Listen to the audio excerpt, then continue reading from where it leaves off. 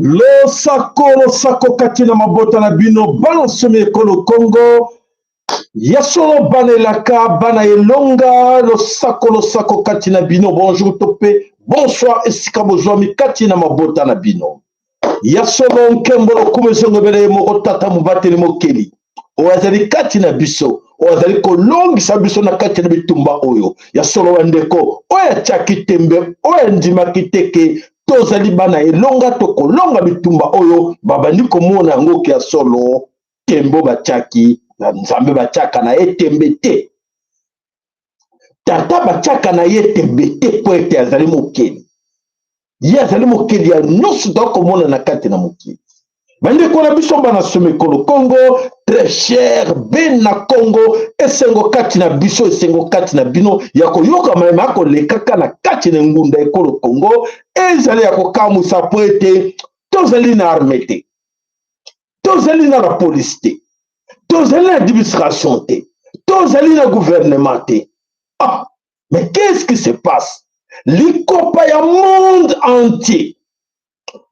entier lati likopa likolo te ebakanize Congo monde entier telemi elobi ke biso ke foto kata mabele wana po ete tolakisa nzambe ke biso tozali ba impérialiste mais batata bamama oyo bakovivre na kati na ngunda nano bamona te oyo baza kovivre na kati na ngunda nano bamona te réapparition des invisibles les commandants invisibles bazongi na terrain bakolelisa bango likambo nini comment ces civils va tenir tête na ba grande puissance incroyable mais vrai bolanda lelo yebisa bandeko oyo bandeko découragé désespéré yebisa bango ke tata azali nzambe tata azali nzambe mobateli azali oyo alobaki ete Congo ekokatana te oyo alobaki ete tolobela bino ke Congo ekokabwana te ekokatana te balkanisation basala na bapapier na bango basala na bakarte na bango me mabele Congo dantotiele kotikala ndenge bankoko batikaki malgré trahison na biso qui n'a pas trahi cette nation à cause d'argent? Qui n'a pas trahi Mama Congo à cause d'argent? Na katina biso. Nous sommes à trahison indirectement sans le savoir qu'à nous trahir. Teta na lembi pete bamsuba lembi tango pe lembi lembi.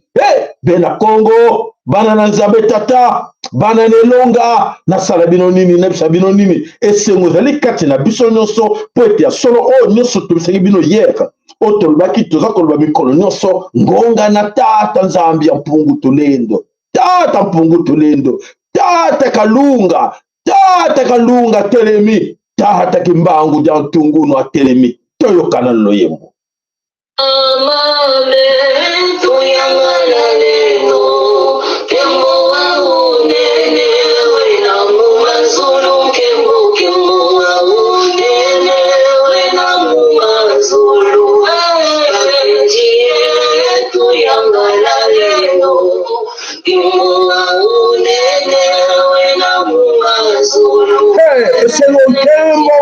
nkembo na tata.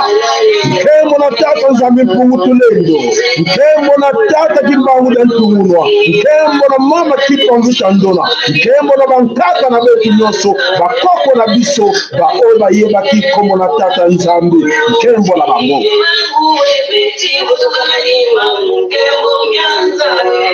Matondo bandeko bodute lisote. Bandeko o balembaki ya solo ke tokom sabino ke makambo ezali grave.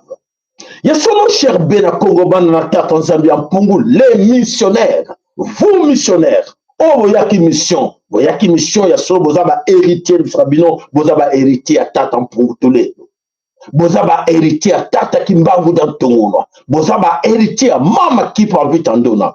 Boza la ka fier nango. Boza la ka fier nango te poete mokili mobimba. Bon bazana ba référence koleka bino bazate. Oya zana référence na monde entier koleka yo be na Congo.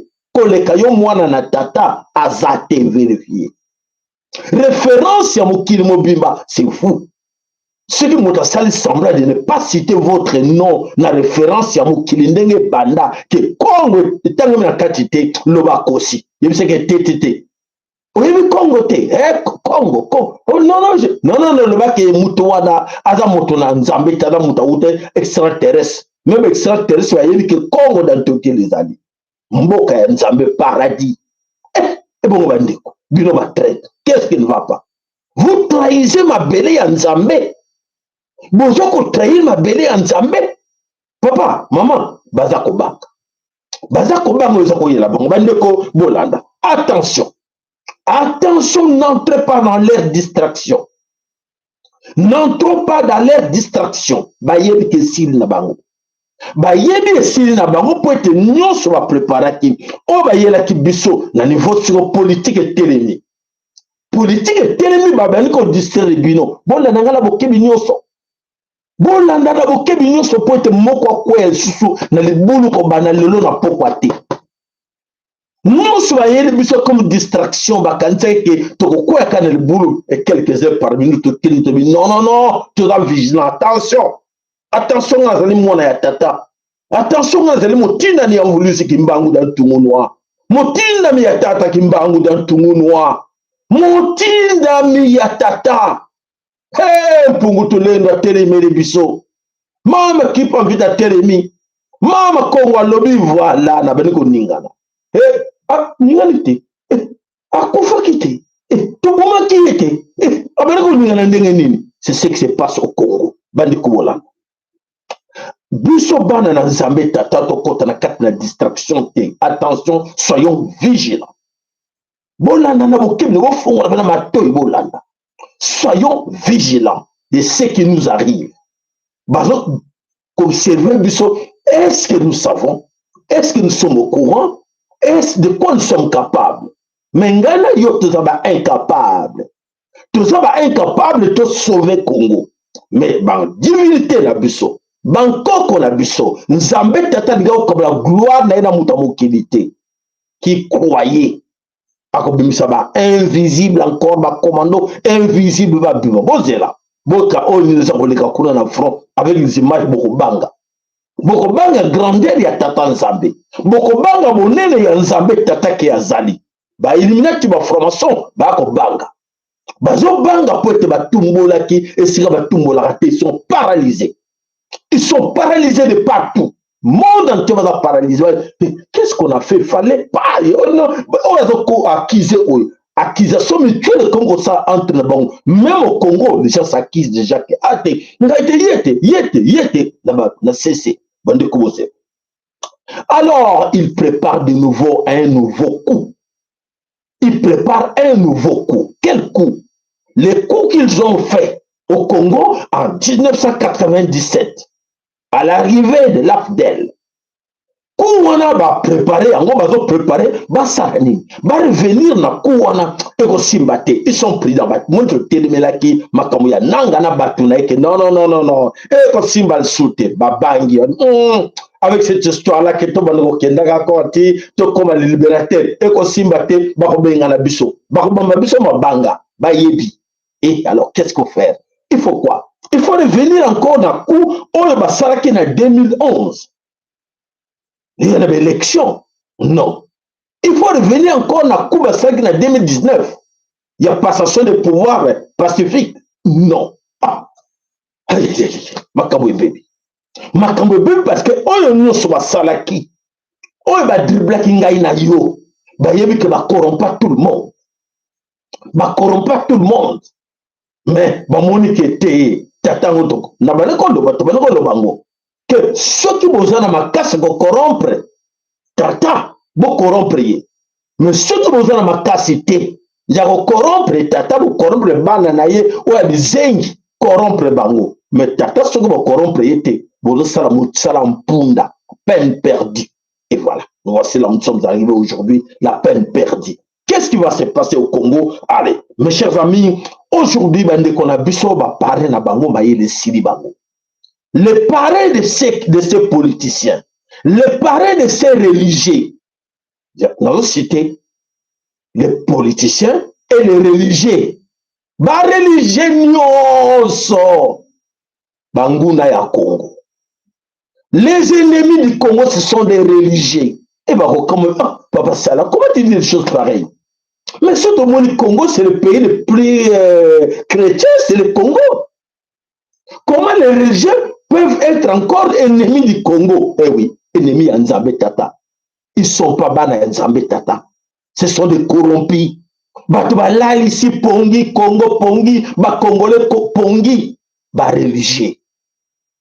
Ba religion bokako ba lati ba mvuela biso ba cardinaux biso ba évêque biso ba prêtre biso ba imam biso ba pasteur biso ba prophète biso nyonso wana nde ba yini ya Nzambe Tata, les serviteurs de prince des ténèbres ndeko na ngai idlanda ngai soko kendaka kuna benda nzoto sinote fimbo ya kekele ko frapper yo mukola lelo yebango.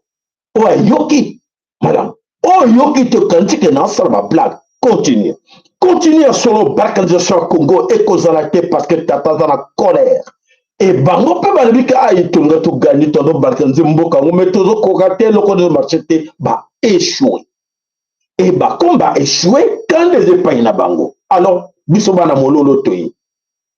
Biso bana longa toyi. Mololo ko beta na kati na mboka bolanda na bukebi nyonso bana mama Congo. Alors, il nous dit que koleka, bah nous sommes solo parmi vous, bolembi, mingi bolembi, mingi bozola bino ga tirabo yoka. Vous êtes tous fatigués. Non, comprendre bien, vous êtes fatigués. Alors, bolembi, mama Congo, bolembi bozonga na poto, bozonga na zamba, na distraction de kamute bozonga. Na autorisé bino le na butu ya lelo ke oui papa Sara lobi biso bato lembi na biso tika to zonga to pona nzela na biso bokota nzela poto bokota na nini bozonga na zamba likambute ngai na salaki musala nanga. J'ai fait mon travail ya ko lebisa bino nzela bankoko na bino oya benga ki koko na yeta zongi na ndako na ye. Oya benga ki koko na ite ale kote na ndako na senge bolimbisi. Matali yo. Boko kama lelo matali yo. Na belele ngo pendant 10 ans. Plus de 10 ans tout ça koloko. Pandeko. Toluka bobiso. Toluka Nzambe bankoko na biso. Toluka tata kimbangu da tuvunwa. Toluka mama kipamvita ndona. Tobatela mama Congo. Tobundela mama Congo. Tobelela Nzambe mpungu tulendo. Mingi baba kanzeki tabano stala ba aventure. Mingi parmi vous croyez que tabano stala ba aventure. Malheur à vous. Malheur à vous. Biso tous allez kokende. Moi tete la susima ezate. Bane longa balobi toza kokende. Oya lingi alanda biso aladi tokobonde so mututeo. Tokobonde la mutute. On y va tout droit. Ah, ezakoyinda. Ezakoyinda pote tata lobi akokabala gloire na ina mutu moko ya mokilité. Mutu moko ta mokila kolobaki non, oui, grâce à moi. Allez, batwazaki preba loba. Grâce à moi, ngai biso parti politique na biso te lokuta bandeko na ngai bolanda lokuta mutu moko te. ezande ya koyinda bande kobolanda. Alors mes chers amis, oyo nyonso ezali koleka na kati na ekolo Congo, biso tosalaki mosala tosalaki esengo ezalaki na bankoko na biso badivinité na biso bazalaki na esengo baza na esengo ya koyoka oyo nga nasalaki oyo nga nalobaki oyo bandeko balobaki oyo bandeko basalaki po ete babenga bankoko na biso bolimbisa biso bankoko na biso bino nde tolanda nzela na bino bankoko wana baza na esengo oyo biso tosali mpo na bango bana esengo akomona ke wi parmi bana na biso tondimaki te bana ya oyo bakokende bamissionnaire bakozala na makanisi ya kobisa bandeko na bango babenga me bandeko oyo bayokaki babengaki nzambe tata kumisa matondo kati na bino matondo nzambe apambola bino na mabota na bino na bana na bandeko na bino tina bagénération future na bino tina 5e génération na bino nzambe apambola bino mapamboli wana na seigneur mpenza na tata ye moko tata na sengi mapamboli pambola baoyo nyonso bayokaki oyo bayokaki loseba na yo oyo bayokaki mololo na yo tata pambola bango mato.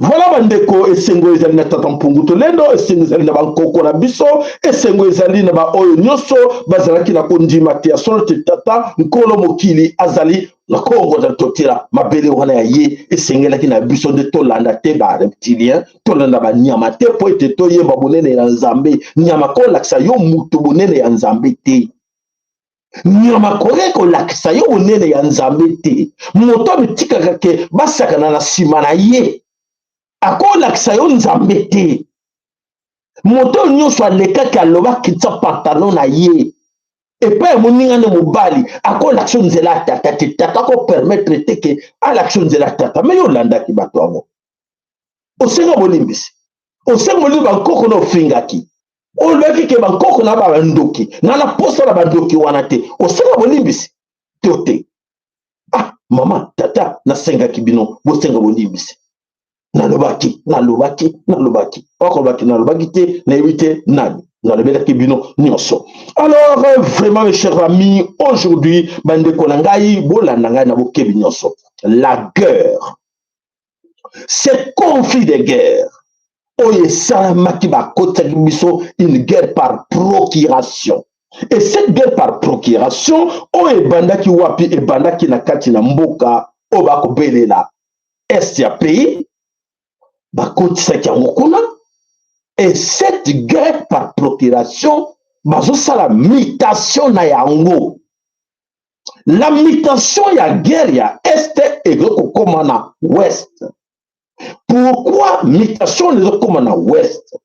Po ete d'après bango bamoni ke bato ya est bazali mingi mpe vigilant po ete bayebani na banguna wana bayebi bango très malamu e bamoni ke non tokende koatake nanu na ouest esika bainstitution nyonso evandi tovandisa masolo kuna.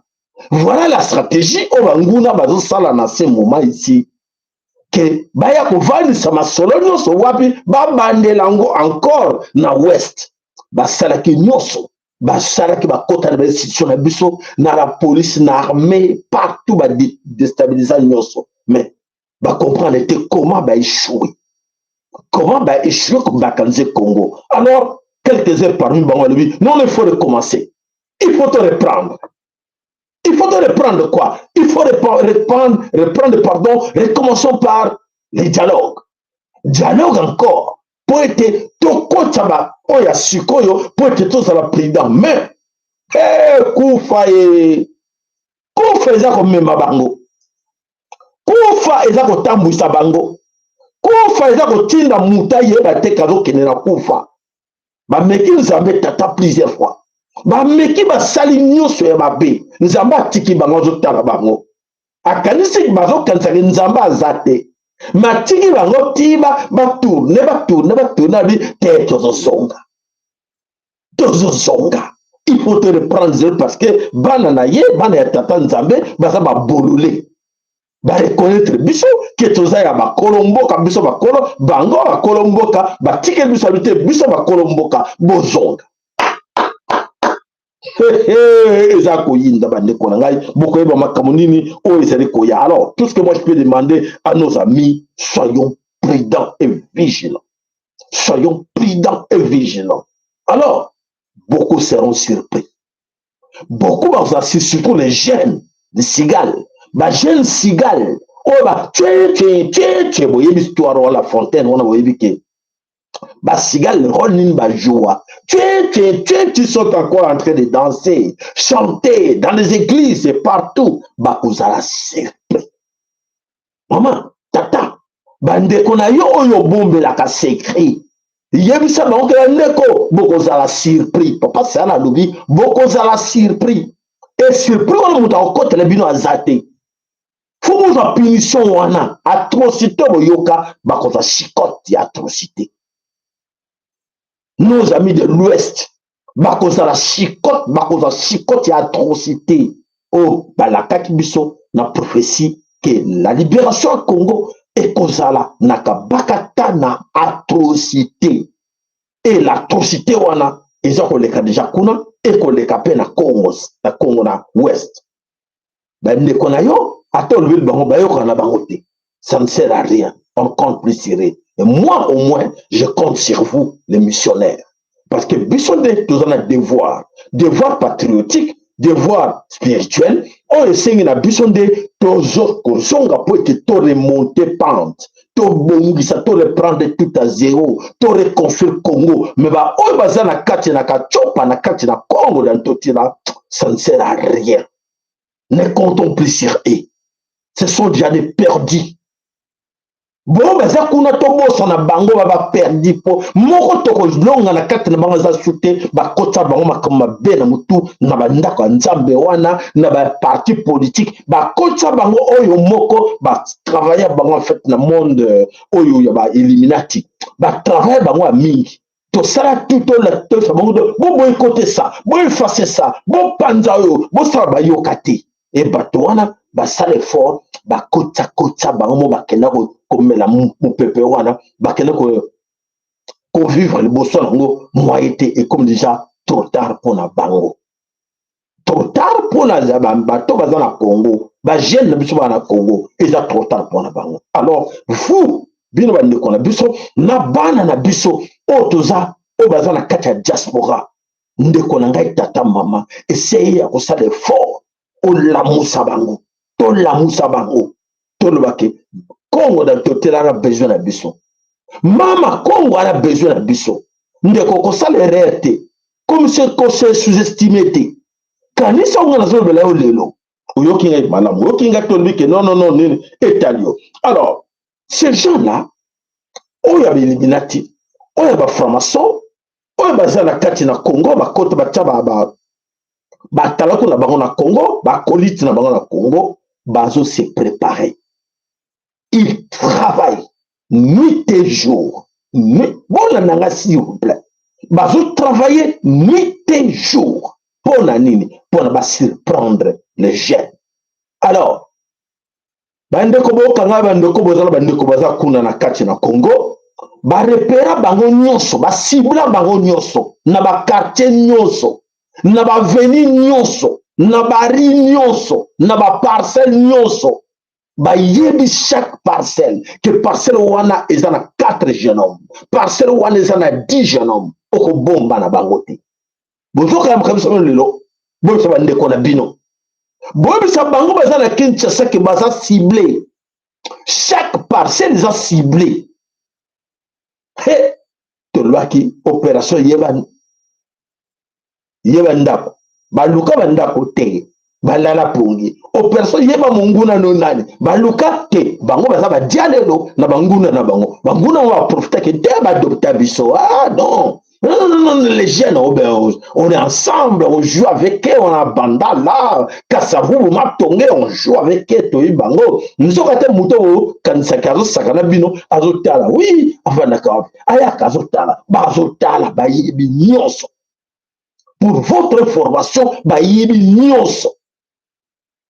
Vous avez distrait. Vous avez mis la bande. Vous avez mis la bande. Vous avez mis la toko. Vous avez mis la zone. Vous avez mis la mingi. L'herbe ne comme là, bango on retient la bino ba dozwana. Bango yeba ka tala ba so le mana bangote. Mutu za sauté ba ko penser ka na kolia nini. Na komera nini. Ah momi wana petit wana ndenge ni na kozenga ko l'art pesante. Ah na lukala ke pas vieux wana. Viens grand papa, viens ndenge nini. Viens yo le ki bango honorable. Voilà. C'est ce qui s'est passé pendant tout ce temps. Basigal, Basaki n'a qu'à une distraction. Et bah, vous allez la voilà, ouais, yoki malam, ouais, yoki te etalibino po ete Kinshasa. Beaucoup vont regretter.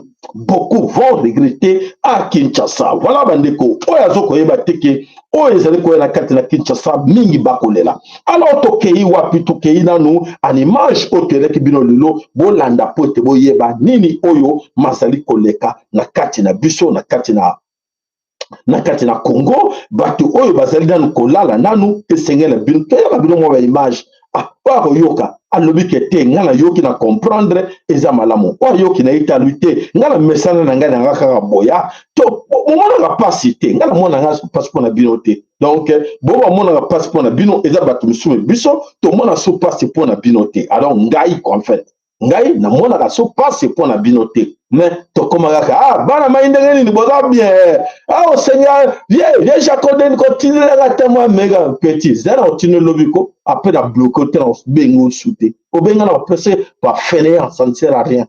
Ça ne sert à rien de donner quelque chose au fainéant pour rendre eux jamais. C'est là où jamais sincère nango. Alors ça ne sert à rien de leur nourrir. Mais qu'on peut ça au lait mal pour ça va fainéant avoir 40 ans, 50 ans le pan parents. 40 ans, 50 ans par an, au bénéfice ni pour naïe. Alors le mec papa na koufa, maman wana papa le pan on a tekango. Moutania moutoune ça, aza bien, aza les bien. Ça dit qu'elle a pourri, perdu. Mawami.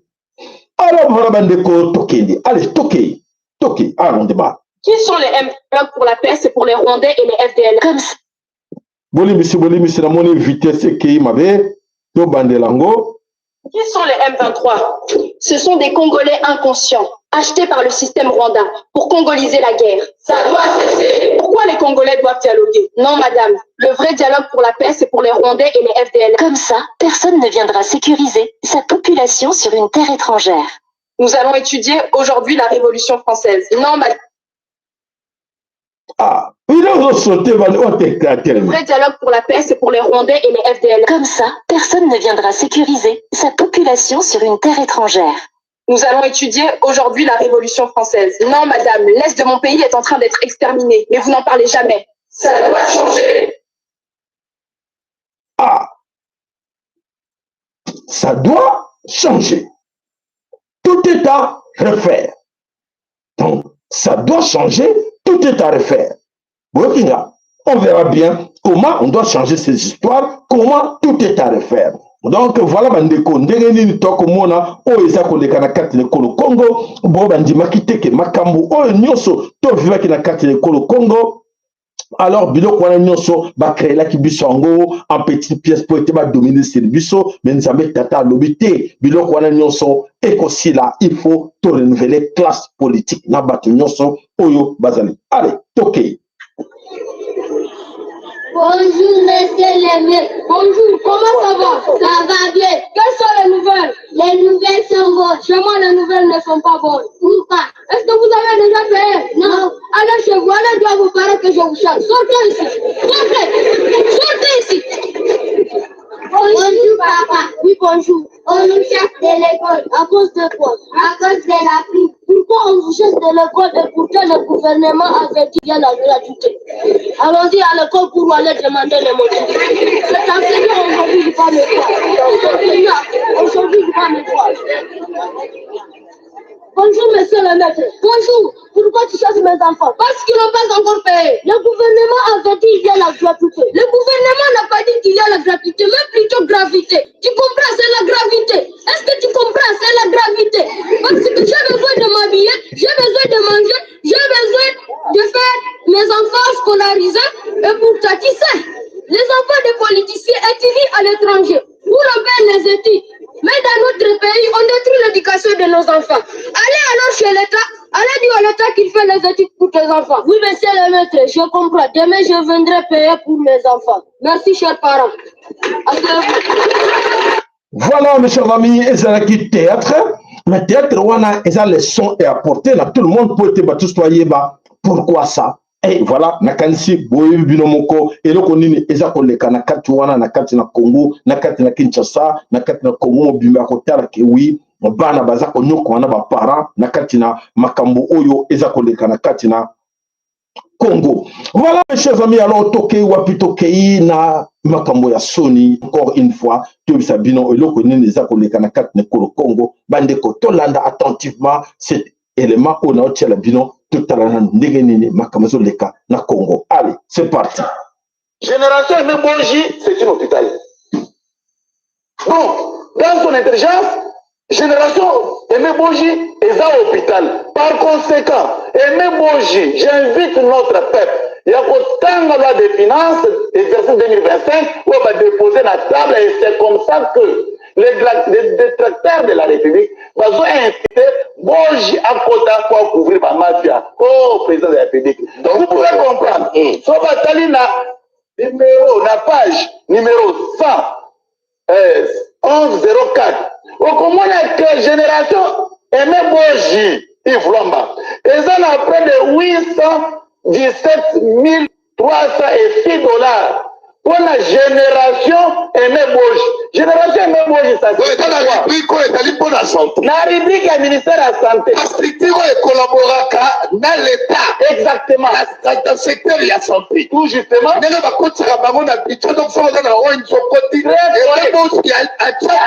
structure génération Mbonji. Alors, par an, 817 306 $. Mais à ce qui va être de l'Islam, il y a un ministère Moussous sur le souffle. Na intervention voilà de Yves-Lamba, na rubrique ya ministère ya agriculture. Batabilanga. Et même moi j'ai lisusu na part. Wana batala na page 579. Et même moi cette voilà de Yves-Lamba azozwa 46 1177 $. Oh là là. Oh, mon frère. On a toujours génération Mbonji. Mais même si vous n'êtes pas sage, même si vous n'êtes pas intelligent, changez cette génération. Et ça là, Mbonji. Il ne se limite pas là de Kounangaï. Mbonji est le sous un ministère. Il y a développeur rural. Cette fois-là, pour la loi, on a exercice 2025. Donc on a la page, la numéro 380. Il y a exercice, voilà, la exercice, il y a pas de finances. Donc, pour moi, Mbonji, toujours la génération Mbonji Sankara, c'est monsieur Azozwa la compte, il y a un ministère, voilà, Azozwa 833 millions de $. Oh là là. La exercice Moko. 873 000 $. Nebo Yves Lomba. Non, chef de l'État, il faut que c'est pour sauver notre République. Toujours Mbonji. Avec génération. Mbonji. À quand se retrouver dans le ministère de Jar et Famille? Dans le ministère de Jar et Famille, on a même loi numéro 416. On commence que ce monsieur s'est doté. Oh! Mon cher Ikram. 1 877 253 Congolais. Oh là là. Oh là là. Oh là là. Mbonji, je suis la jeunesse.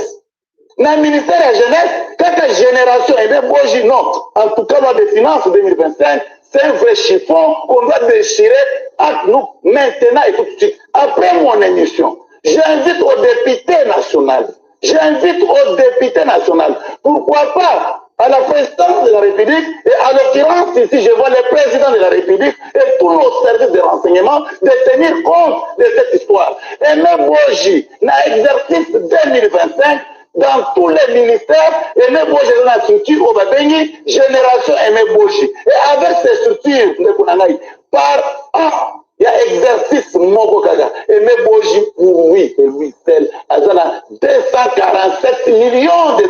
Donc, Mbonji, l'Assemblée nationale est allée voir. Il a 247 millions de $. Donc,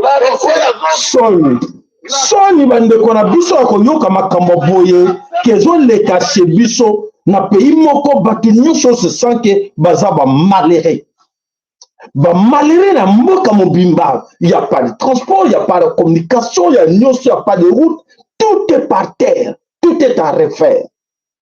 Et quelqu'un là aye na yemoko azo ko nuire nation mobimba, ko nuire gouvernement, ko nuire budget à nation. Et n'est pas seul. Ils sont nombreux là-dedans. Et bateau, qu'est-ce qui se passe? C'est-à-dire que bakota ba marabout, bakota ba bikila kila. Donc c'est-à-dire que ba travailler président, ba travailler ba premier ministre, tout le monde. Donc bakaga kanga bango bike no keno mutona ata wiki kombone bo soki me bon soki nini tiens laissez-les, mais il a droit quand même, hein, il a droit parce qu'il doit aller visiter ces bases là, il doit parce qu'il doit aller citer dans le Matanga, tout ça. C'est comme ça Mbokizako Kende. Et voilà, mes chers amis, hier ça ne va pas. Hier ça ne va pas. Donc tout est à refaire. À refaire avec qui? À refaire avec ceux qui sont partis, ont échoué, ils doivent revenir pour refaire avec eux. C'est ça? Qui a dit qu'il bénit? Tu as un problème. Tu as un problème là. Donc ceux qui t'attaquent, ceux qui nous embêtent, qui intervenir dans la camo, ceux qui t'attaquent, qui m'ont dans ton amour intervenir, parce que bah qui me battait que tu calmes. Na como ya tata kimbangu. Les gens vont commencer à croire que non, Kimbangu qui décide. Kimbangu qui décide dans les mafias. Kimbangu qui décide dans la sorcellerie. Kimbangu qui décide dans Nyosamabi. Pour qu'on la détruire. La corruption, Kimbangu qui décide de corrompre ces gens-là. Jusqu'au bandé. Token tiwa. Eh, souke koki. Soukana bango et koki. Oh, nous avons le bilo bandeko. Souka na bango et koki, c'est fini. Bako vivre le dernier moment na bango. Le dernier moment na bango bako vivre. On va dire que non. Même ba parler na bango. Ba décider. Na bango moko mikete. On pensait même pas qu'on allait arriver là. Non. Qu'est-ce qu'il faut faire? Bachaki tembe. Bako vivre rango. Voilà bandeko bako vivre rango. Pour être de bachaka na tata nzambe tembeke. Oh, nyoso ba salaki bako vivre rango. Alors banen bako vivre rango. Tika nanto kende. Oh, si que zali koleka makameza koleka na katina. Sud Kivu. Na katina Sud Kivu, je vous ai parlé la fois passée na cette histoire oyo yaba entre ba Fuliro na ba Bembe. Ba Fuliro na ba Bembe, ils ont des conflits moko quelque part créés. Ces conflits les a créés parce que il faut les Occidentaux, l'ONU, la MONUSCO, va trouver comment va manipuler les Congolais à Sud Kivu dans le conflit ethnique. Voilà, on va créer ce conflit entre les Fuliro et les Babembe. Le conflit va créer en Nini. Le conflit va créer na katina na Babembe na ba Fuliro et le conflit oyo ya ba singa corde. Et qui peut croire que détenu va ouer la corde et maintenant plus de 15, 16 ou 20 personnes. Bakufi de kola singa ba weledi bandeko ezaya pasi na mawakomona singa wana expliquer kibina po batwala ndaki bisote singa wana nini singa bomona kana ba barrière mingi ba chacha na ba barrière singa mutalingo ya mama lingo kele bilanga na nzela le kaka mama moyeke na kuna na libulu na zambe zate arle kawana bacha ba singa il faut payer 100,000 non il faut payer 1000 francs congolais karam nene 10,000 francs congolais ainsi de suite bazo vivre lango. Voilà, basinga wana ebundisi babembe na bafuliro. Alors, ebundisi babembe na bafuliro, alors babembe balobi te mabele wana eza ya bango. Il faut chasser bafuliro. Chasser bafuliro na mabele wana esika bango bachaki ba base na bango, basika bachaki ba position na bango oyo da tengele ba kombo ya Bashimuke, tout ça, ces gens-là, au bazar la carte à base, Yamakambouana. Et après, qu'est-ce qui s'est passé? Boutala en image que et ça qui va obligé batumba ba base na bango nyonso esika bazalaki.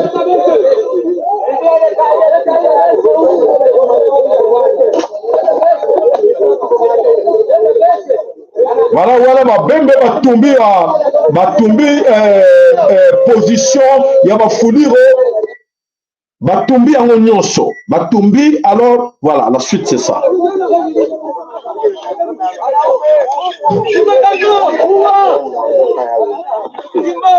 Naona mzee kisema makaya abisha ngopiki na rungula. Abisha ngopiki na rungula.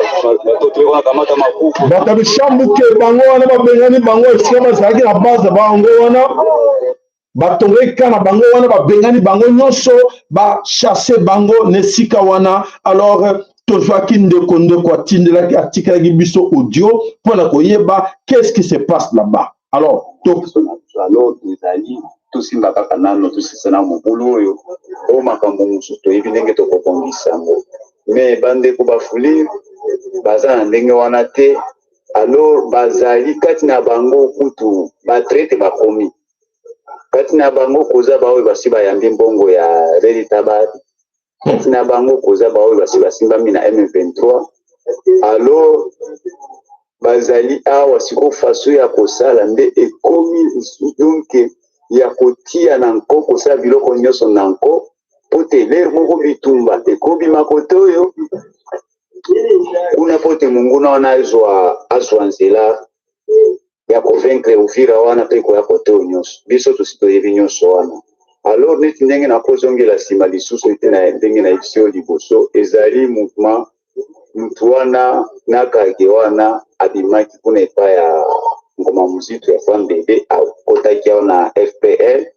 Alors bamonaki ke mutu wana ndenge akendi kuna akei kuna akoyebisa bandeko na biso oyo babembe to bandeko oyo donc makambo oyo programme na biso tozalaki tokomi nango. Alors akei kobimisa secret na biso. Alors baliaki basalaki makita po te bazwa mutu wana baboma ye. Alors ye mpe po te azalaki asi akomi na force na yo ni mais bazwaki bangombe na ye nyonso à l'époque. Alors bato wana bazalaka na motema ya malamu te mpona ndeko wana.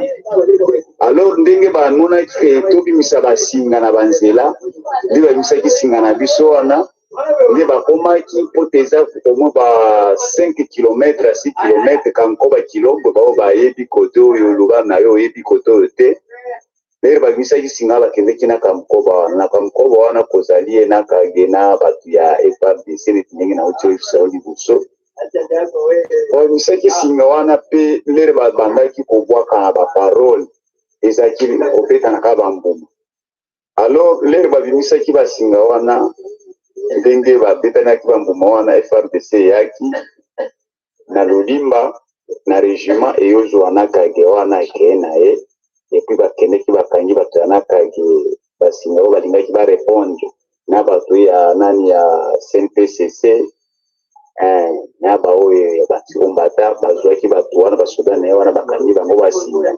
Lere basalaki retour bakoma na misisi siko bazonga na misisi bakomi na singa wana etiaki ba FNDD wana bafulero wana emonaki te bobimisaka basinga bango bakotaki bazofotisaka singa epuis bandeko wana abi te esika biso tozali toza na opération kobimisa basinga nyonso ya banzela. Alors osinga na bino ifo etika ete yango mpe elongwa biso FANDB nde bato topesami nzela ya nani ya na nzela oyo route 5 bato mosusu bakotia singa te abi te bongo bino bozopekisa bato batia biso toyobi ke bato batia basinga te bino nde bomoni te oyo ya bino nde banani. Alors wana donc échange de parole wana ezalaki bien te moko na kati ya banse combattant ezalaki direct abibobimisa basinga FANDB wana oyebi makambo ya bandeko na biso bafulero baza na orgueil mingi. Alors ezalaki direct échange de balle wana bandeko na biso moko mibale ya bafulero bakufaki bituma nde ebandaki. Alors ndenge bebetamaki wana donc nakodeloge kana bango nyonso nakobimisa singa ntuka masasi elelaki ya mingi lobi wana na poko ntina butu nyonso. Alors ndenge bakende mpo baza na ka mosusu na zamba aka mibale nde monaki na mongulu ya bato wana ezalaki esi ekomi donc ndenge bazalaki kotambwisa mouvement na bango donc baza kotambwisa na nzela ya malamu te eza nzela ya kointimide kolinga kointimide bamouvement mosusu awa. Voilà, merci, voilà vraiment ndeko toyoki bandeko bayoki na bokebi nyonso. Voilà cette histoire oyo eleki na kati na Sud Kivu na côté ya Misisi.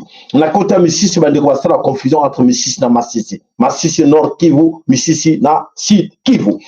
Voilà bandeko tokoltire dosi wana tokei na oyo eza koningisa mokili. Ya koningisa mokili bato bazo comprendre te. Batuti mayele esili bango. Batuti mayele esili bango. Il compte des morts que des morts. Alors, batuti mayele esili bango poete oya bango nyonso basili baza kosila. Alors baza kosila, la solution c'est quoi? La kanti bokotala ba photo to tiela bino o ba tide biso image ya ndenge batuti mususu mitu ezali sute mitu bakati mususu somo la bino te. Regarde botala même bana mike na kati na bango, botala bana ya batuti ya mike tala mwana lokora oya ya tuti boye aye komitika na kati na zamba. Il a quel âge là?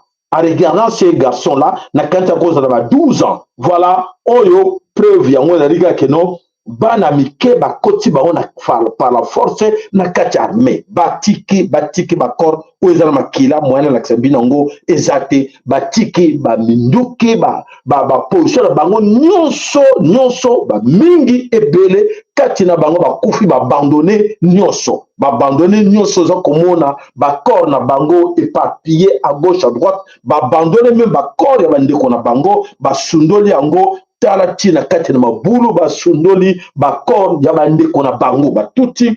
Ils ont tout abandonné, ils ont abandonné même les corps de l'air. Alors, bandeko eloko nini ezali koleka kuna. Alors, écoutez-moi chers amis, ezakoka moi. Les alliés de l'OTAN,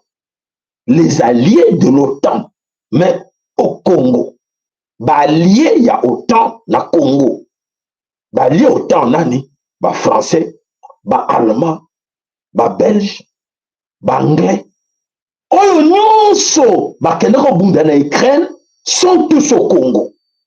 Tous ces gens qui ont alimenté à l'Ukraine, bitumbe continuer, bitumba te site le bela bino yango, basta déjà mutation yango et le mois na Ukraine et comment na katina Kigali a géré yango pour te nuire Congo. Mais ils s'attendaient pas avec des armes qu'ils ont sophistiquées. Avec des armes lourdes qu'ils ont, bazo comprendre mais bazo ko arriver ko beta yango te. Comment ils n'arrivent pas à défendre tous ces outils-là qui sont vraiment presque exterminés na kati na Congo? Ils vont entrer, mais personne ne sortira vivant. Personne ne sortira vivant. Alors, qu'est-ce qui se passe là-bas? Na Kanisi, na kati ya Kivu, na kati na Nord Kivu comme na Sud Kivu, situation est très confuse. Confuse comment? De leur côté à Batuti, côté à M23, côté à AFC, côté à RDF, na balié na bango, il y a autant. Bazo comprendre. Alors, bango nyonso na ba mercenaires, il y a Union européenne, il y a beaucoup, de quoi il y a beaucoup de mercenaires européens qui sont au front. Mais bazo zo fimbo na bango. Bazo zo fimbo na bango, soto monike mundele, bazo tumba sur place. Bako tika été. Balingi moni bazo ko éviter même ko laksa ima ba photo la bango. Avec tika bango bako sila ba kanzake bande ko na bango bazana to le seka ba tuti. Mais bango to laksa bango te pote ba yena ba bela biso bazo sila bazo tumba bango ya ko sakana te. Alors la défaite du M23 AFC RDF na kati ya Congo.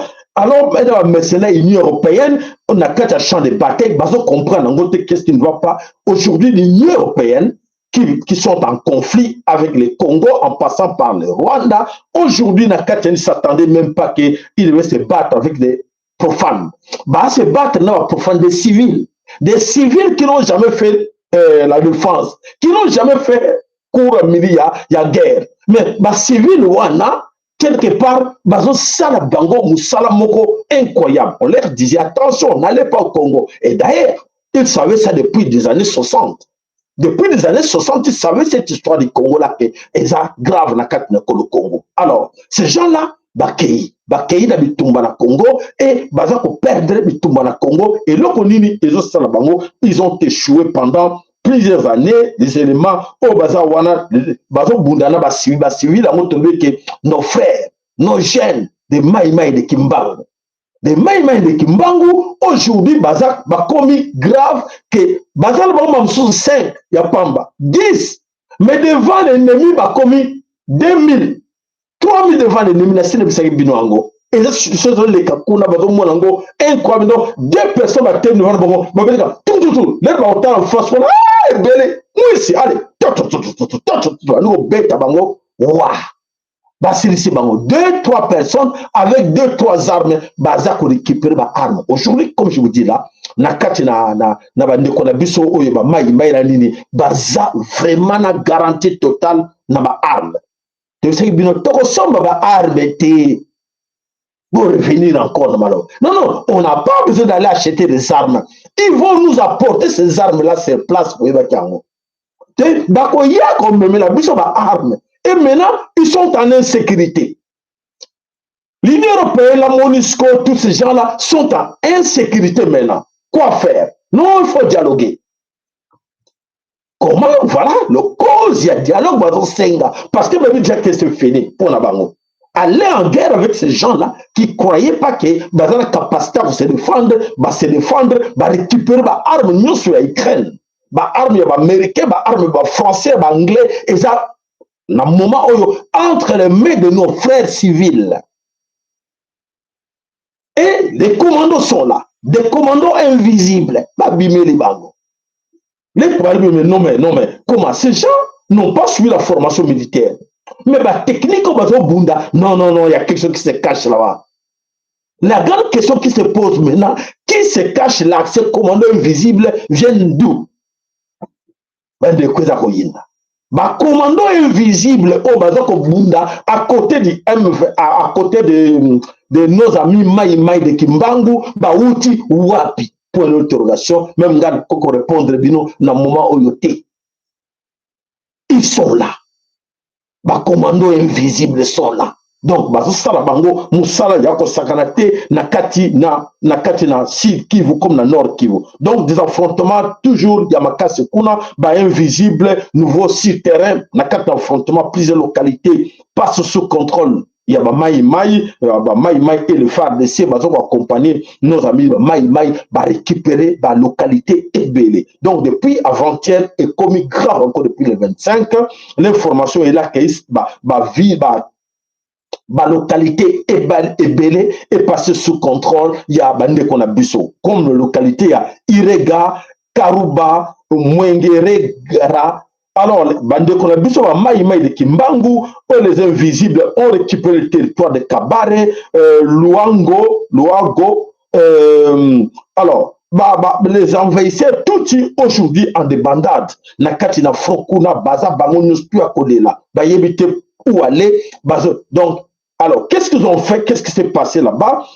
Pendant qu'ils fouillaient, alors, Bakor Nabango, Bakor Moussousou, et Tigala Kibalbi, chef, il faut récupérer les officiers supérieurs militaires rwandais.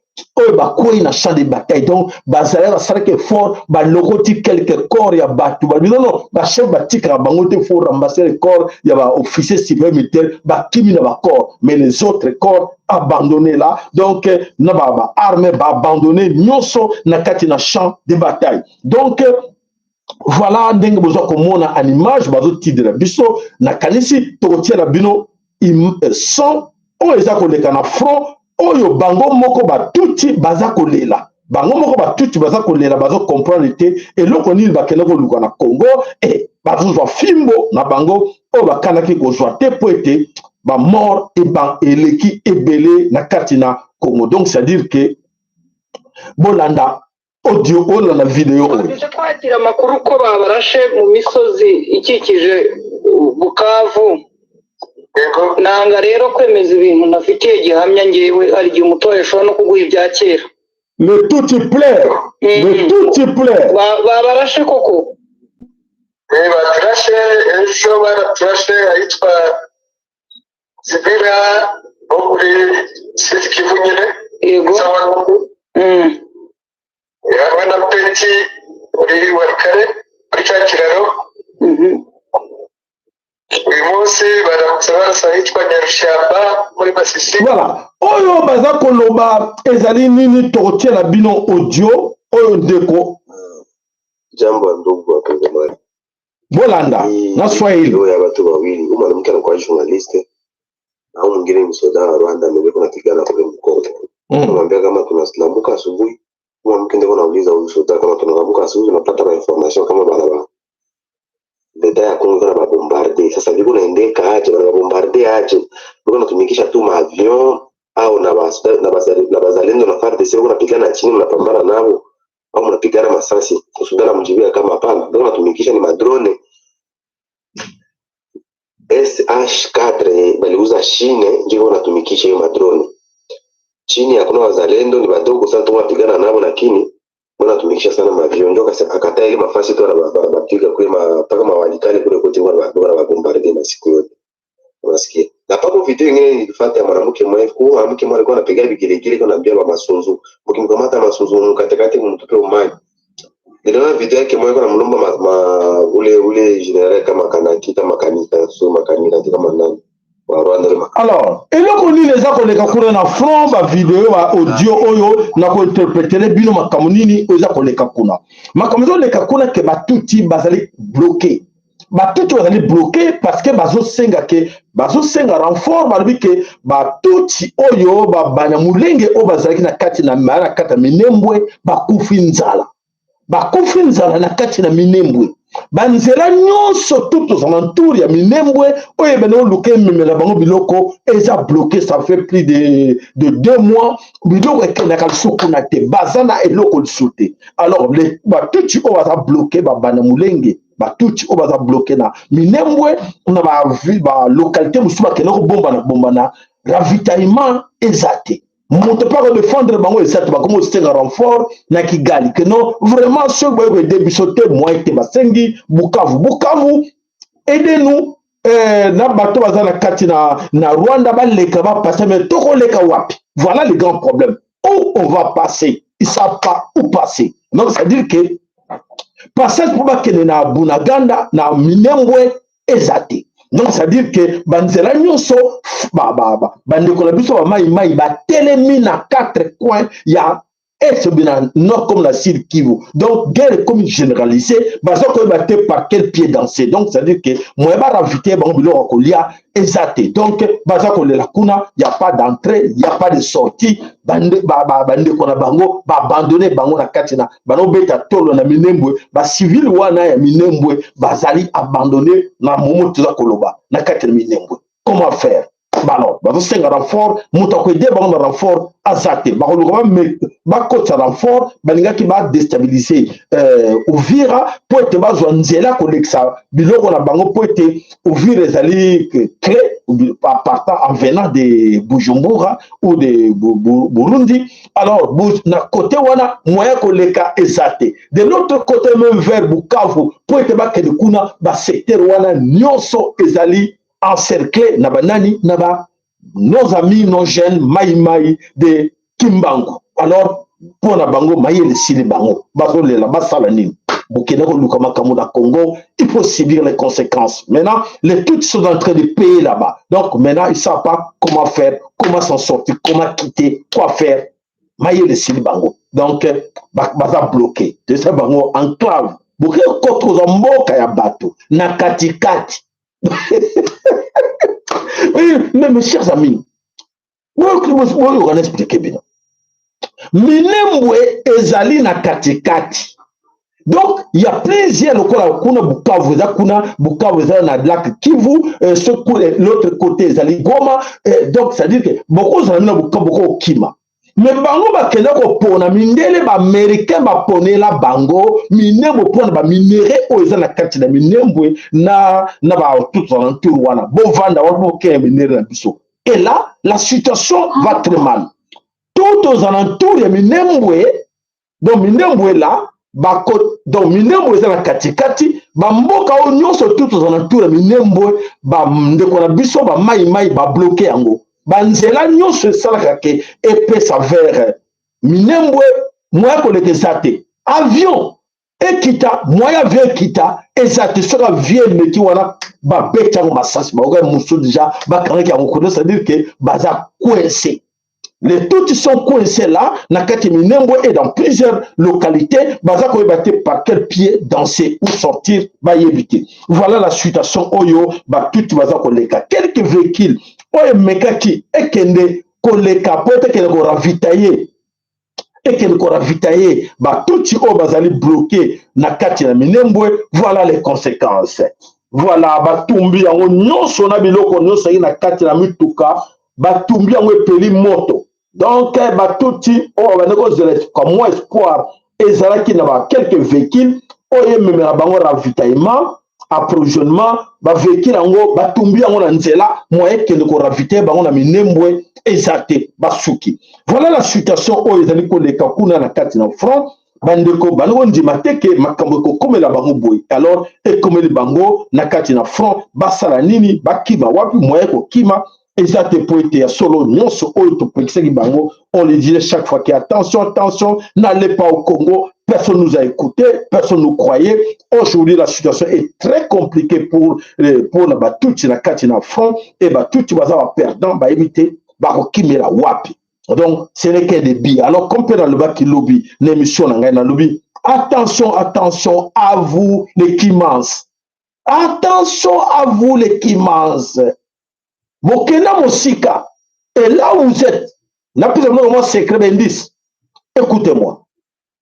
Au niveau du Congo-Brazzaville, les toutes sont mal vues déjà. La Congo-Brazzaville sont mal vues. C'est-à-dire que la Brazzaville sont au 4 jours et que ça la jour J, que beaucoup de 4 na Brazzaville, va bloquer Binoko na Brazzaville par les Congolais à Brazzaville. Parce que vous avez déjà mal repéré, mal répété. Alors, le Moukangami na Kinshasa, c'est chez vous. Et Rwandais, et à la Congo. Bon, bimela wat. Bon, qu'elle parle pas Congo, na niveau kota ba Congo, puis yebi que non, ba touti, ba ko kima wate. Oh, non, so luka kima, par ba Congo, ba ko kangai na nzela. Ba touti. Oh, non, so luka kima ba ko kangai. Oh, na kima kuna kene ba ko. Bozoka nazo bela bino. Bonsoir, on dirait blague, papa, ça là, ça misère, ah, ça va blague. Mais ils ont ya chaud. Ils ont ya chaud parce que vous tchaki teme na babela nzambe. Bomi, plus de 12 millions. Tu ne t'occupes plus de 18 millions ou 20 millions de Congolais. Oh, vous avez bien tout ma hôtel et ma crime de ce qui s'est passé au Congo. Avec les Bénin Congo, où vous massacrez. Il y a des karma ezali. Au sopa qui m'a foutu. Okofuta mafuta. Osopaki mai, okofuta mai. Osopaki makila, okofuta makila. Vous avez bien compris? Vous avez bien compris? Ah, ete abino, moko na bino parce que ba mingi bazan ba teki bazo tantake, oh tozo sala bozana ka ba mentir, ba blague, to distraire bango mais situation ça compliqué kola. C'est ça compliqué parce que dans le bel bino. En regardant la katina Ukraine, ce que vous avez retrouvé dans l'Ukraine, ce que vous avez retrouvé dans l'Ukraine, vous avez Congo en miniature. Vous avez retrouvé dans l'Ukraine. Mes chers amis, suivez-moi. Vous voyez ce qui se passe à l'Ukraine. Les Ukrainiens, les vrais Ukrainiens, militaires Ukrainiens, ils vont sauter. C'est là. L'Ukraine a des problèmes.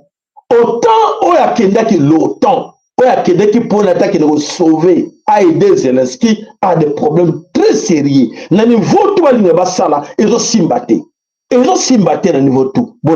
Qu'est-ce qui se passe même dans l'Ukraine, l'élo, ou dans l'OTAN, ou dans l'Union européenne, Bolanda. Comme ça, vous comprenez que non, papa, c'est un macron, le Belaka Bisso, le Belaka Bisso, le total, na kati na Nini, na kati na Ukraine, tout le monde a que Congo en miniature. Donc, c'est-à-dire que ce qui se passe aujourd'hui dans la carte d'Ukraine, yango wana, oyo la bino na carte na Congo. Allez, toke wapi toke na nous na carte na bitumba oyo ezali na carte d'Ukraine, ba soda ya Ukraine, ba zui, ba soda autant. Ils gagnent na carte d'Ukraine, oui ou non. Allez, toke.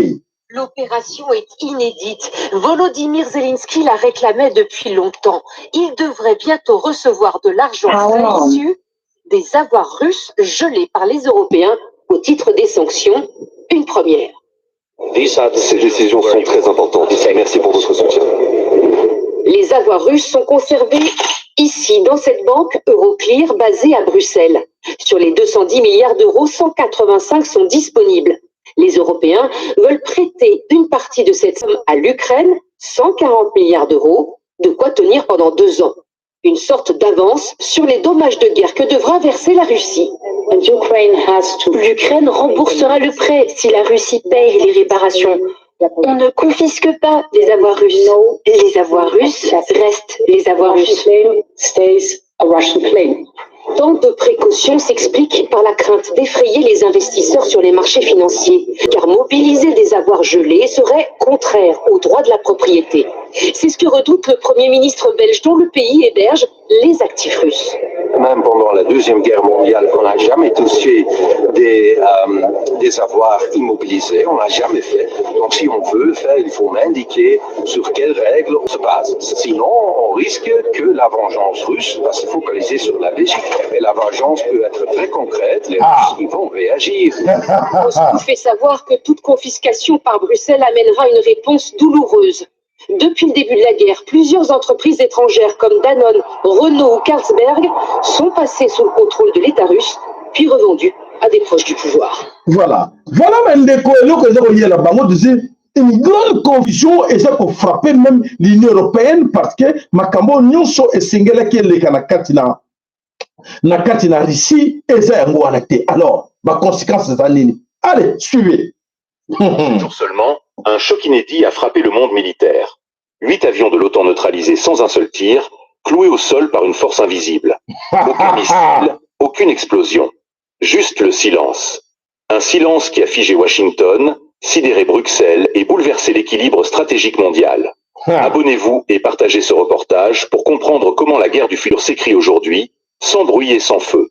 La Russie vient de démontrer que la supériorité aérienne peut désormais basculer d'un simple clic.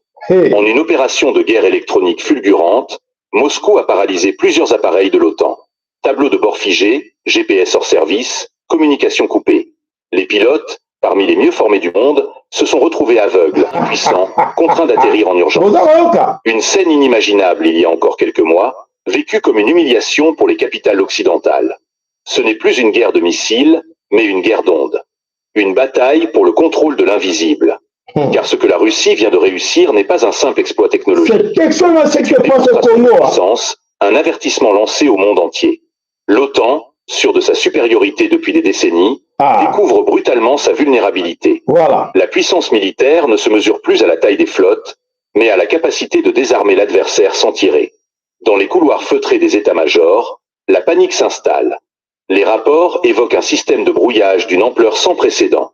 En quelques secondes, les communications ont cessé, les capteurs se sont éteints, et les avions, jadis invincibles, sont devenus de simples carcasses d'aluminium. Les experts parlent d'un choc stratégique majeur. Pour la première fois depuis la guerre froide, l'Occident se retrouve spectateur d'une supériorité qu'il ne contrôle plus.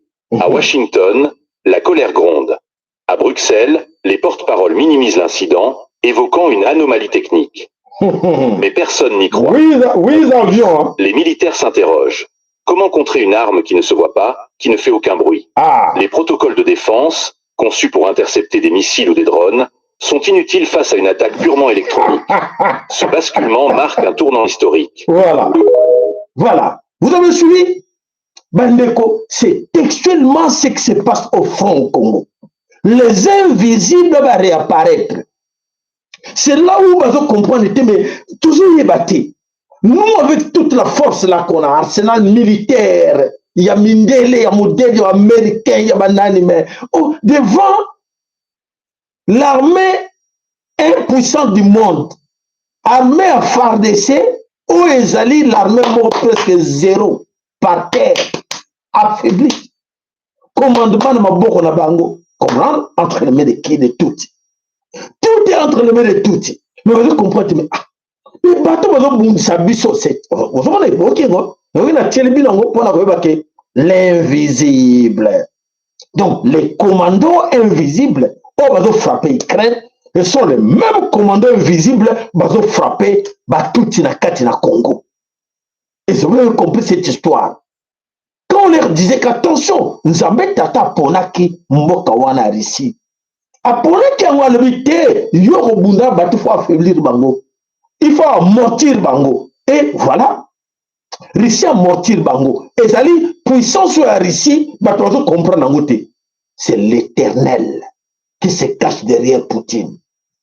Nzambe tata kimbangu jantungunwa qui est là. Aza obligé à travailler naïe pour affaiblir parce que bachaki tembena Nzambe.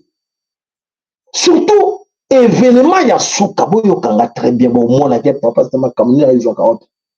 Événement ya suka oyo Emmanuel Macron a compté ici LBGBTQ+ na Congo et l'équipe na parlement et l'équipe na sénat et ba parlementaire ba sénateur ba voter yango na mboka ya tata ba lebite bana na yofu ba koma ba pédé bana na ba koma lesbienne.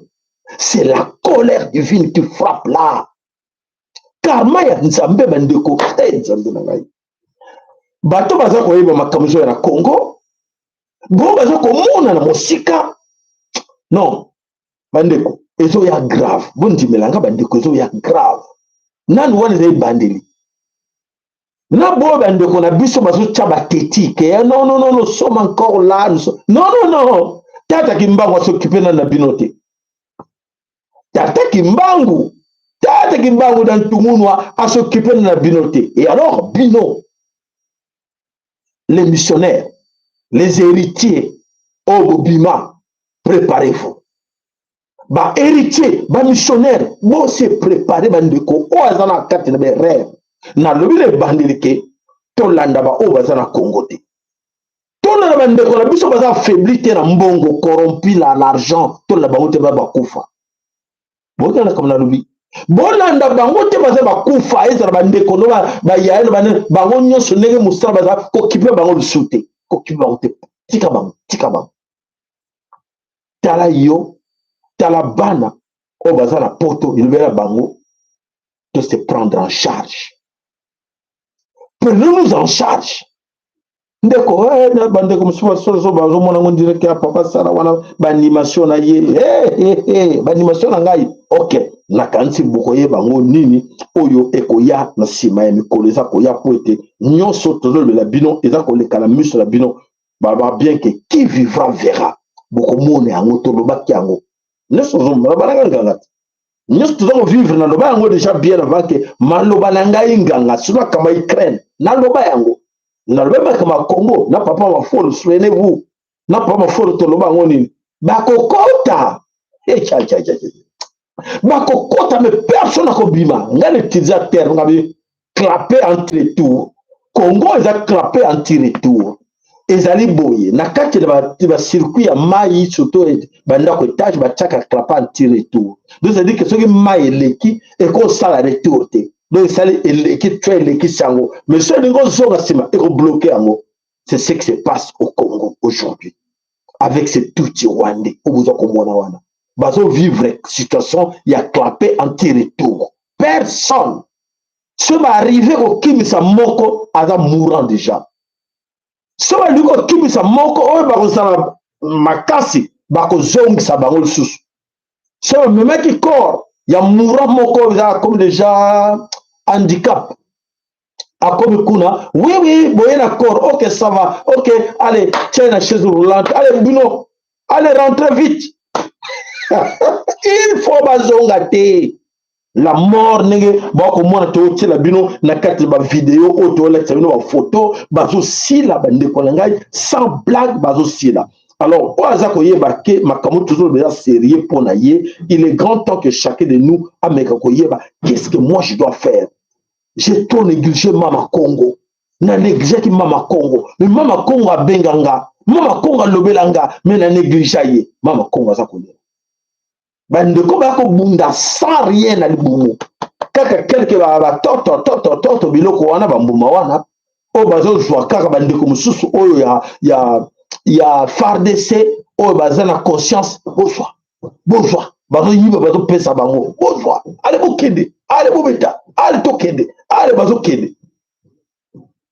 kende na voix officielle te oye bakite na informer bino bozoko FARDC officialité FARDC zoko beta bango kuna za officialité ezali kaka bandeko baza conscient nde bazoko accompagner bandeko allons-y to libérer mboka na biso te yango bazoko lelisa bango lisasi kaka moko ezobima ndire bombe yango ozomona baza kokwela okola basusu okola bandeke po ete ya solo nde tata alobaki alakaki biso yango ke ekokokisama yango ezokokokisama bandeko bomona yango baseki te po ete nyonso tolobaki yango oyo eza kokokisama nzambe tata komi ntango na ye il faut nyonso oyo alakaki biso ekokokisama baoyo bamosusu bayebaki te botala baconfusion nani tala dossier ya Nicolas Sarkozy qui est en prison dossier millier belé Nicolas Sarkozy na elaki bino élément moko ya Nicolas Sarkozy dans la confusion alobaki yango maloba na ye moko ekoessaye. Allez, suivez. Nicolas Sarkozy. On vient d'apprendre, Nicolas Sarkozy aurait demandé la suppression d'une ancienne vidéo refaisant surface sur les réseaux. Peu m'importe que cela ne se dise pas, moi je le dis parce que je le pense. Il faut que les peines soient exécutées. La non-exécution des peines, c'est l'impunité. Nul ne peut pas être libéré de sa peine avant d'en avoir accompli au moins les 2 tiers. Il faut que les peines soient exécutées. Dans cette séquence, l'ancien président y tenait des propos aujourd'hui jugés embarrassants. Peu m'importe que cela ne se dise pas. Moi je le dis parce que je le pense. Il faut que les peines soient exécutées. Nul ne doit pouvoir être libéré avant d'en avoir accompli au moins les 2 tiers. Des mots qui résonnent aujourd'hui avec une ironie particulière alors que sa propre situation judiciaire divise l'opinion publique. Entre demande de retrait et débat sur la confusion. Bon, il confiance dans la bango. Bandeko. Même si bien que ceux qui bon basu ndimela biso bandimela biso te. Vraiment comment nous sommes ça la bataille mboka na biso. Quand les gens osent déclarer à haute voix, nous sommes loba et que tourner contre bango. Nicolas Sarkozy qui ne croyait pas qu'un jour vidéo oyo et ko kangaye. Avec tout ce mal qu'il a fait, quand colonel Kadhafi, qu'on détruit le monde, le Congo, le Congo, il faut donner une partie de vos richesses partagées avec vos femmes. À éviter à côté qui me tiffe, pas à Tata Kimbago. À côté qui me tiffe, à éviter qui n'était. T'as la négation compliquée. T'as la makamuna kalekangi. On le va qui voter papa. Bon, tu vas libérer un dégât, il va que bako pardonner. Retenez ça. Nous allons bien en. Qui vivra verra. Nous sommes les cas dans le monde. Nous sommes les cas dans le Congo. Surtout Congo. On va s'amuser dans le Congo. On va négliger le Congo. On va condamner le peuple congolais pour ne pas baisser naïe. Personnel, exceptionnel, on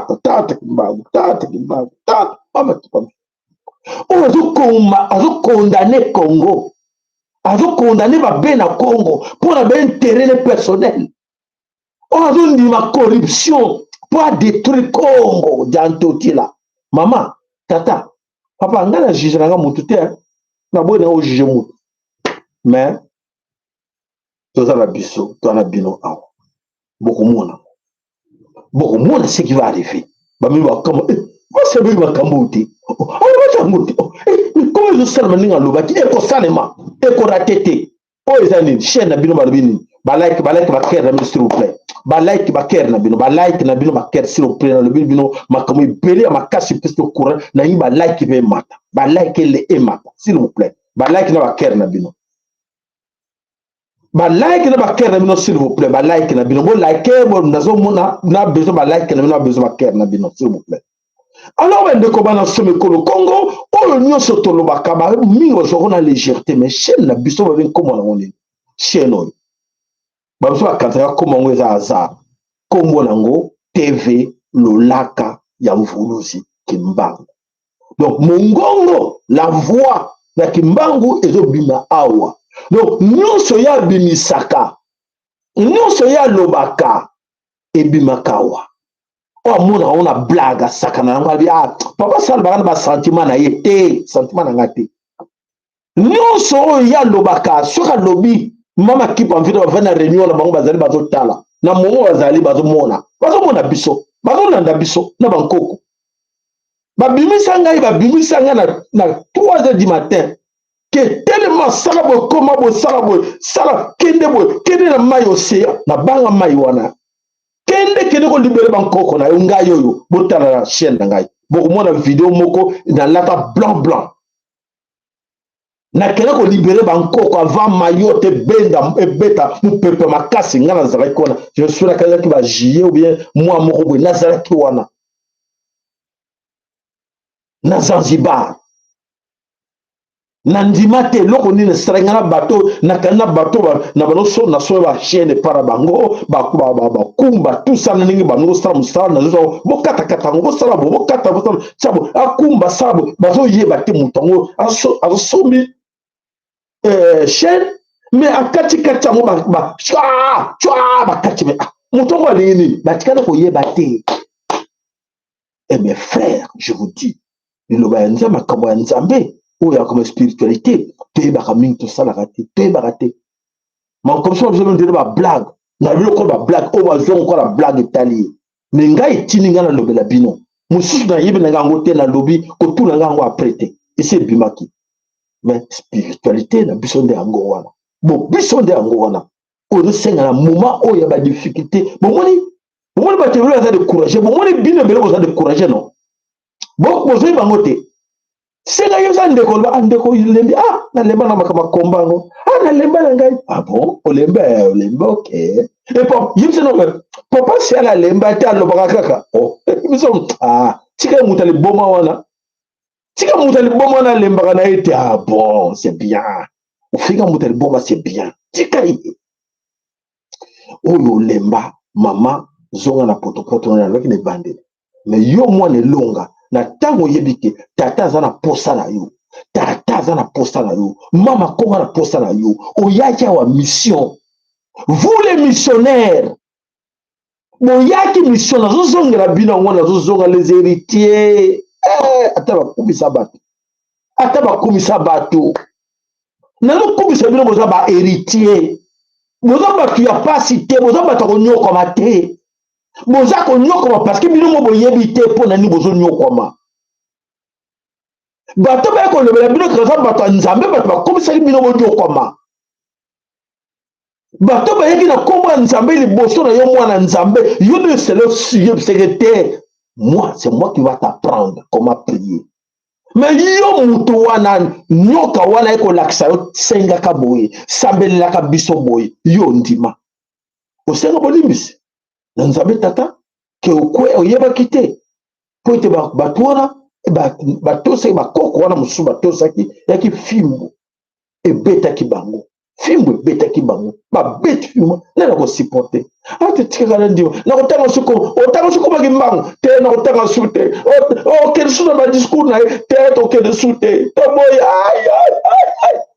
tutalaka bino te ya eu des villages oyo babeta bakoko babeta bango po ete bameka koloba teke nzambe mpongo tolende bayoka yango te fimbu bayoka yango te nzambe mpongo tolende eyo mama tata fimbu babeti yo te nana beti yo fimbu mutu te nana pekiso mutu te tata oyo ya yo ndeko ya yo oyo azomona na miso azobloke te zongela bango senga bango bolimbisi lobela bango bakoko bolimbisa ngai tata kimbangu tata nzambe mpongo tolendo kombo lokumu atete boniko yoka kombo mpongo tolendo mwati Dieu soleil Dieu les bobo tata mama batu bakolela bandeko na ngai batu bakolela mingi bakolela bozo nazo kodela maseki bandeko ngana nzemsa bino toujours que naka na bible te naka na ba passage biblique te que botala kuna na Timothée alobaki boya ba Philippiens balobaki boya na lobaka langa te naka oza na kata bongo La sagesse bantu. La sagesse bantu m'inspire kangai lobela bango. Lobela bango bana. Lobela bana bayeba. Mingi ngam na lobaka te. Bango ba lobaka ba lobeli bino. Ezalaka ni bana ba koko musaki ndenge wana. Bako s'inspirer na mpa ya mutu moko incarnation kote pa mutu wana bazo azo bimisa. Ba mutu mutali boma zo loba nini? Mutali boma ganga ka wana zo loba nini? Mais azo maso loko bo le wana bomo na blaguer al bimia ke mutu mutali boma ngwa leke cha loba ki poite. Ah bobenge mutali boma akendaki. Bore tenaki nini? Te loko te. Ah bomo ke se utaki te to yebite. Ah benga mutali boma ndenge nini? Ah matondo na bino walbi bien que qui vivra verra toza to komene poka ngo toza vraiment to landa ya solo to continue kati na ngunda oyo bande ko bazo ko apprendre biso chaque jour au de secret qui se passe là-bas ya bien visible ndenge bazo ko beta toza na bango elongo toza ko koba nango ya solo kisengi pe na bino boy debana na biso bobo sana te na kolemba pe bino te soki bino bolembi me ngai na kolemba pe bino te na yeke bosunga bana na bino bosunga bana na biso oyo bazo komipesa corps et âme na kati na bitumba moto akosunga bango aza te moto akoede bango aza te esengi nde yo tata yo mama osala geste oyo ede bango yo ozolia na bana na yo ozomela na bana na yo me bango baza na kati na zamba batika bana na bango moto akokende na bango classe aza te moto akofuta na bango minerval aza te bana wana nyonso tata akende wapi kobunda tata aza kobunda mpo na yo kongo na yo kongo ya biso nyonso mama kanga motema te kokanga motema te sunga kokanga motema te sunga sunga chaîne na biso sunga chaîne hein vous comprenez nango sunga chaîne merci numéro yango tilo non papa so no l'exception numéro yango te yango na zone pour bati mingi batia batak ndenge nini olembi ozong sa tete na lembi te na zong si numéro yango wana kebo ya tete za kati mabuta na biso to kutana mukolo na lobby poto yeba ndenge nini bande ko balala ki butu kuna bitumba na momo bazo ndenge yo vano ta télévision bango ba zama kuna keba kuna keba di bumuilo kweza matondo ba onyoso oyo bazali ko sunga chaîne to baka ndenge wana chaîne boyibino moko muta wabiso tekeno na kende ko sunga bate ko sungi chaîne ko sunga ba mai te. Ce n'est pas pour aider les mai hein. Ce numéro là ce n'est pas pour aider les mai. Ce numéro là je vous montre là ce numéro de compte c'est pour aider la chaîne. Ce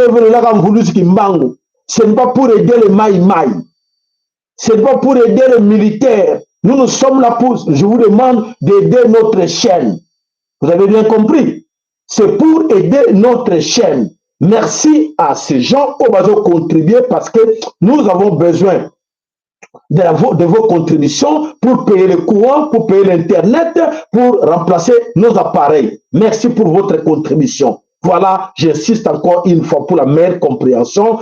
Personne n'est là pour aider les Maï. Nous sommes là pour aider notre chaîne TV, le Laka Yangoulouzi Kimbango. Voilà, bande korakansi, boyobi yango. Benaboul.